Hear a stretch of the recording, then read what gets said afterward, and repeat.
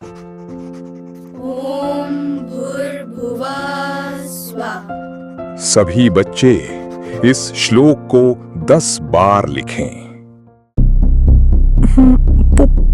पर कैसे?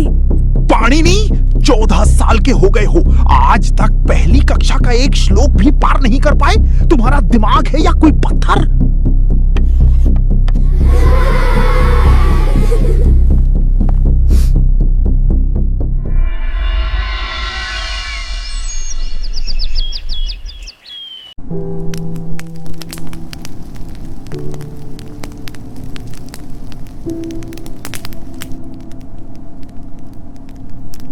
आखिर कब तक?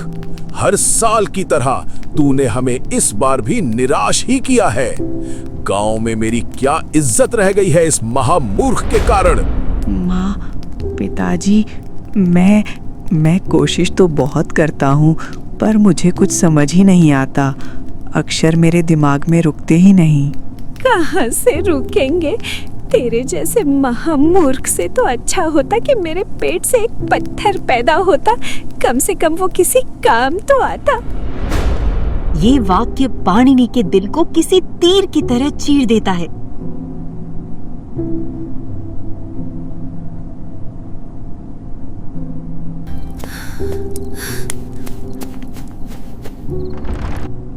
अरे कहाँ जा रहा है तू? माता पिता के तानों ने पाणिनि को ग्लानि से भर दिया। पाणिनि भागते हुए गांव के एक पुराने कुएं के पास पहुंचता है।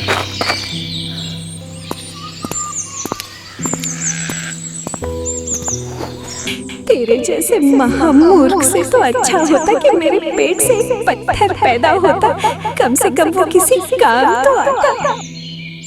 गांव में मेरी क्या इज्जत रह गई है इस महामूर्ख के कारण।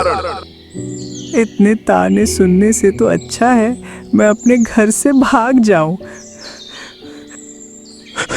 हे भगवान, अब मैं क्या करूं?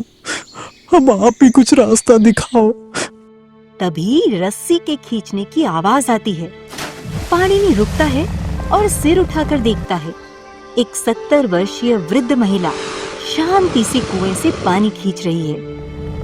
पाणिनि की नजर कुएं के किनारे लगे उस बेहद कठोर पत्थर पर पड़ती है। माँ जी, ये क्या? इस इतने कठोर पत्थर पर इतने गहरे निशान कैसे बन गए? बेटा, ये कोमल रस्सी जब रोज रोज इस पत्थर से होकर गुजरती है तो बार बार रगड़ खाने से इस कठोर पत्थर पर भी निशान पड़ जाते हैं। पाणिनि के दिमाग में जैसे बिजली कौंध जाती है। उसकी रोती हुई आंखें अचानक एक अजीब सी चमक से भर जाती हैं। अगर एक मुलायम कोमल रस्सी के बार बार आने जाने से एक कठोर पत्थर कट सकता है, तो क्या बार बार अभ्यास करने से मेरी मंदबुद्धि तेज नहीं हो सकती? मैं अब हार नहीं मानूंगा। मैं भागूंगा नहीं, मैं अभ्यास करूंगा, मैं पुरुषार्थ करूंगा। निराशा त्याग कर पाणिनि एक समर्थ गुरु की शरण में पहुंच गया।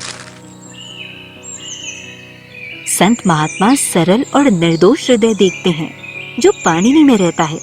केवल कमी एक योग्य समर्थ सद्गुरु की थी। अतः सद्गुरु की नूरानी नजर उस पर पड़ी। गुरु ने उसकी लगन और समर्पण देखा। वत्स पाणिनि, तुम्हारी आंखों में अब अज्ञान का अंधेरा नहीं बल्कि ज्ञान की भूख है। ये मंत्र लो, इसे पूरे विश्वास और एकाग्रता के साथ जपो। ये तुम्हारी बुद्धि के सारे दोष मिटा देगा।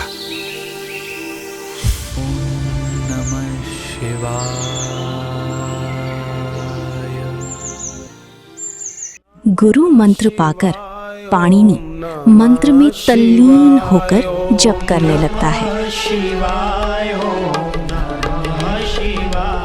ओम नमः शिवाय, ओम नमः शिवाय। जैसे डायनमो के तेजी से घूमने पर बिजली उत्पन्न होती है, वैसे ही निरंतर मंत्र जपने से पाणिनि के भीतर एक आध्यात्मिक ऊर्जा पैदा होने लगी। उसकी बुद्धि की सारी परतें खुलने लगी।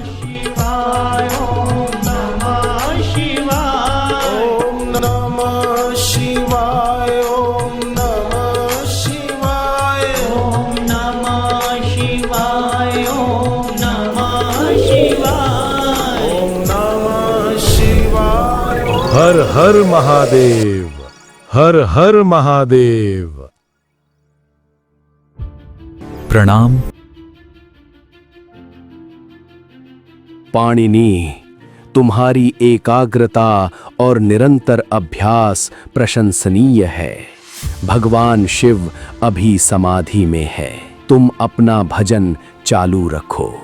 जब वे समाधि से उठकर अपना डमरू बजाएंगे, उस समय तुम्हारी हर मनोकामना पूरी होगी।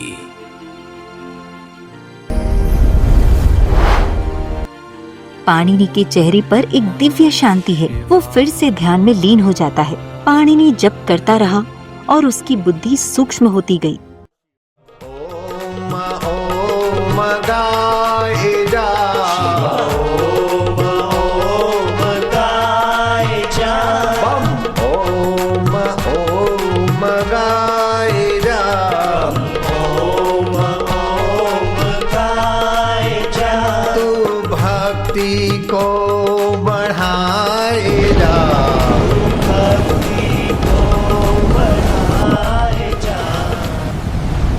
अचानक आसमान में बिजलियां कड़कती हैं। भगवान शिव नटराज रूप में समाधि से उठते हैं। वो ब्रह्मांडीय तांडव शुरू करते हैं।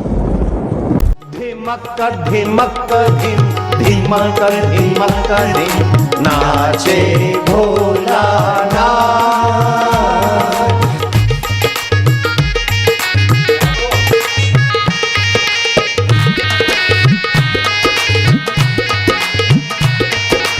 बम भोले। मृदंग बोले हर हर हर ओम। मृदंग बोले हर हर हर ओम। डमरू बोले शिवा ओम शिवा ओम। डमरू बोले शिवा ओम शिवा ओम। वीणा बोले बम ओम बम ओम। वीणा बोले बम ओम बम ओम। नाचे भोलानाथ, नाचे भोलानाथ। नृत्य की समाप्ति पर नटराज शिव ने ऋषियों के उद्धार के लिए 14 बार डमरू बजाया। नृत्तावसने नटराज राजो ननाद ढक्काम नव पंचवारम उद्धर्तु कामः सनकादि सिद्धान् एतद् विमर्शे शिव सूत्र जालम्।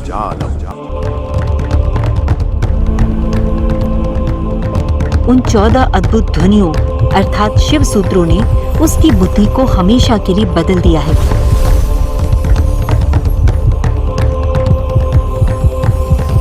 उन ध्वनियों को पाणिनि ने अपनी सूक्ष्म बुद्धि से ग्रहण कर लिया।